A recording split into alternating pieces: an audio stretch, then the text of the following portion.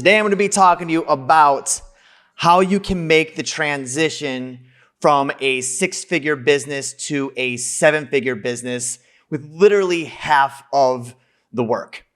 So the transition that I had from my six-figure business to a seven-figure business comprised of three main concepts, which I call the 3 M's, which is mindset, meetings, and management.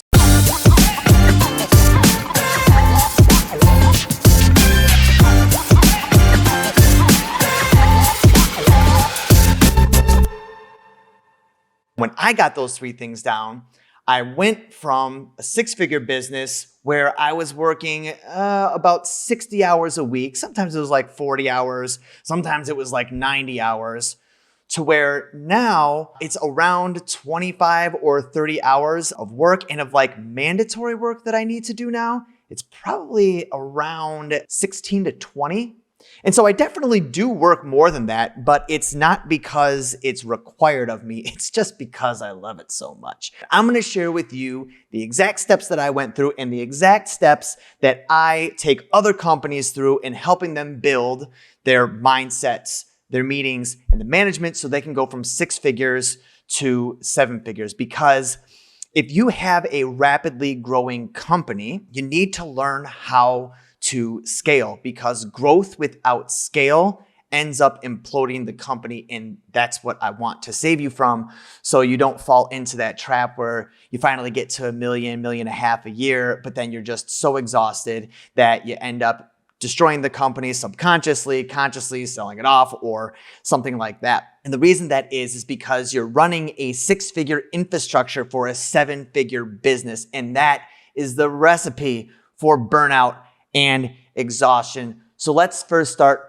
with the first M, which is mindset. As you're transitioning from a 6-figure business to a 7-figure business, your role in the company all of a sudden becomes different. And what's crazy is the brain is constantly evaluating whether it's doing a good job.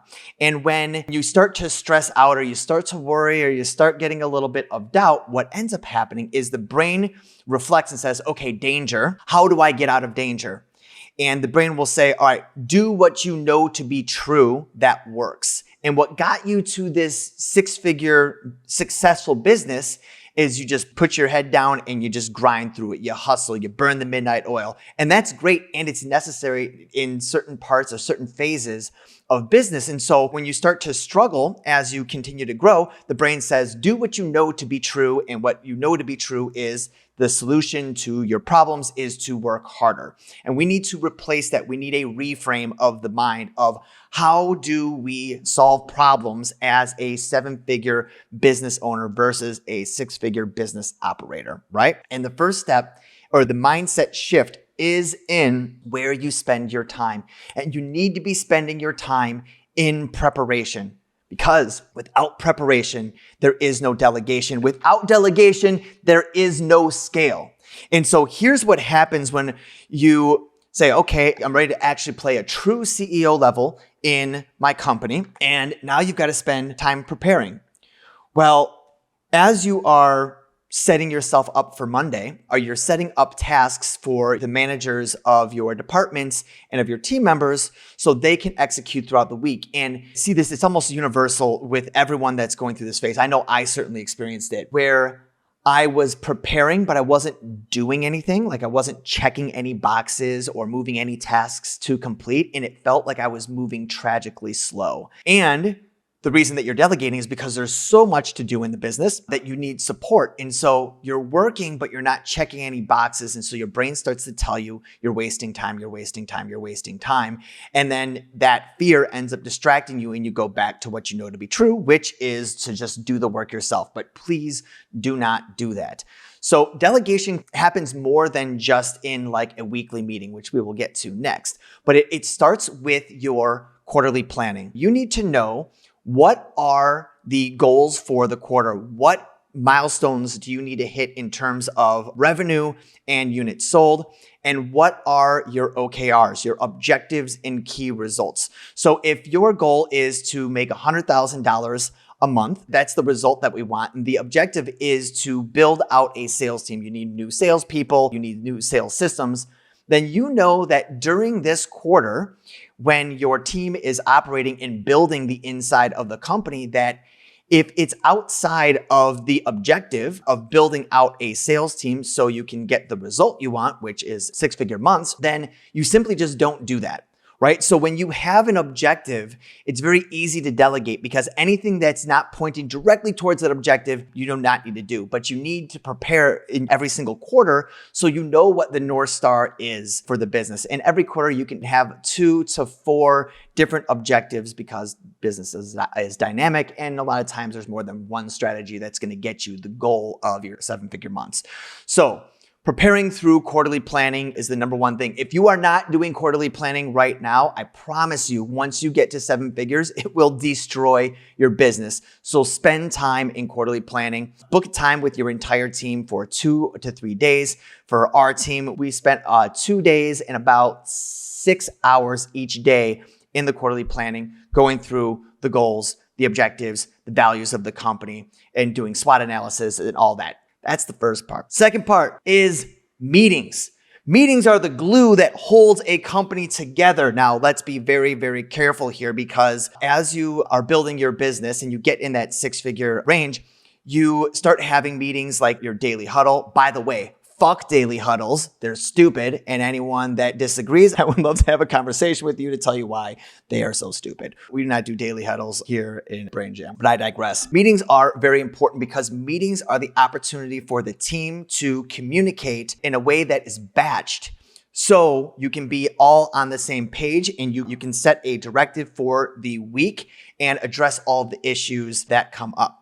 So the desired outcome that you want for your operations meeting as the CEO of a 7-figure business is to complete the meeting with a sprint. And a sprint is a series of tasks over a particular period of time in order for you to move the agenda forward towards your quarterly plan. Now, if you're just getting started with this, I would suggest 1-week sprints. They're easier to manage. But as your team gets more in sync, more in flow, and everyone is pointed towards that North Star that you set out in your quarterly planning, you can start doing sprints fortnightly, which means every other week. I work with a lot of Australians, and so fortnightly is common vernacular, which a lot of the Australians don't know that Americans don't use that term, but it should be a term that you use. It means every other week.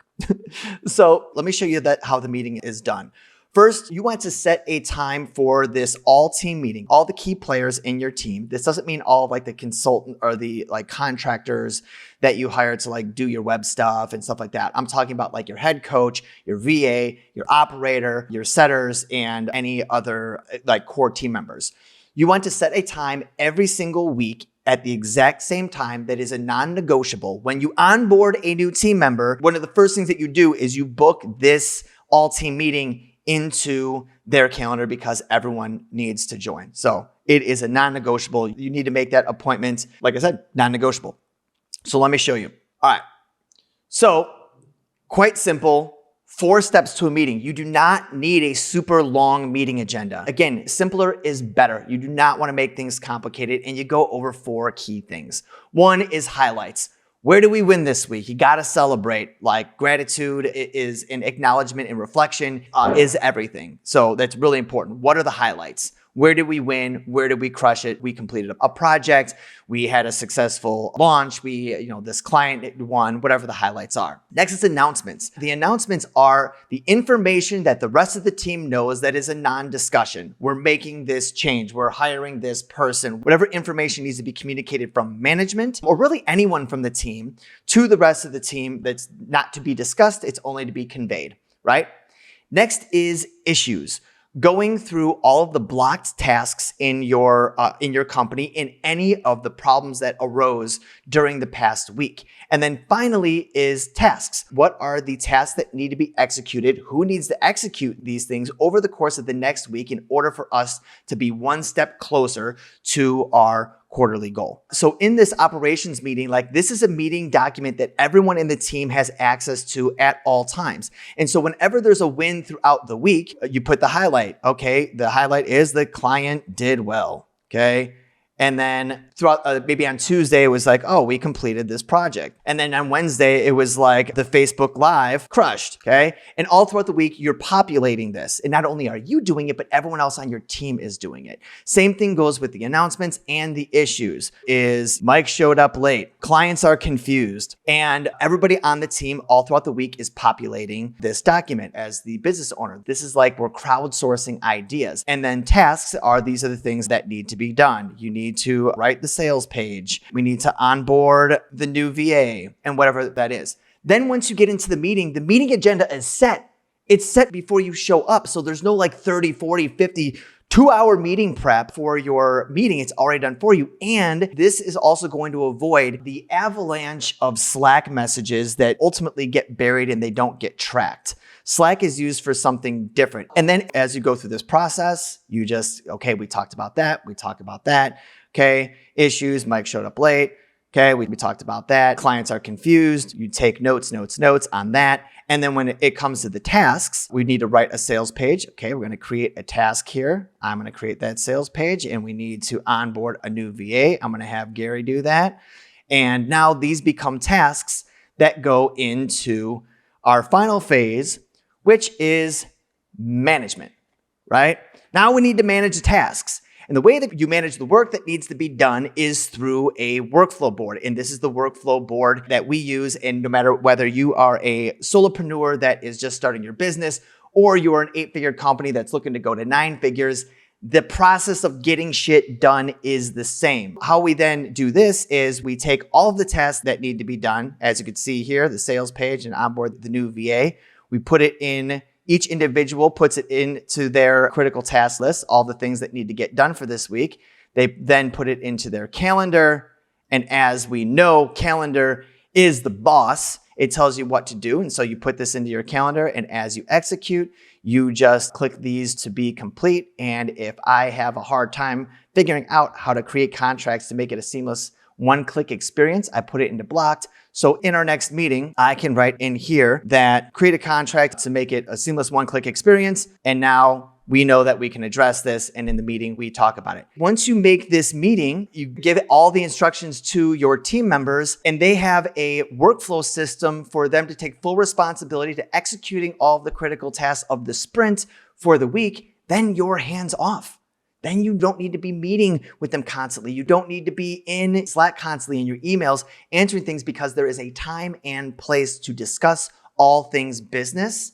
And then at any point in time that there's something that is imminent, that's when you start having Slack messages and you've got your operator and your VA filtering those for you so you don't have to be in and only the important things are brought up to you. Before I started doing the quarterly planning, I was doing all this other stuff and things were working well, but I was in, I think it was 12 to 15 hours of meetings a week. And now my business is 10 times the size that it was previously, and I am only in 3 hours of meetings per week. I am in 1 management meeting, I'm in 1 delivery meeting, and I'm in 1 marketing meeting, each one of them scheduled for an hour. But I will tell you this, my management meeting just yesterday was only 35 minutes long because when you got your shit together, it requires less time. And that's why I want to encourage you to get your shit together, because once you do, you're able to scale.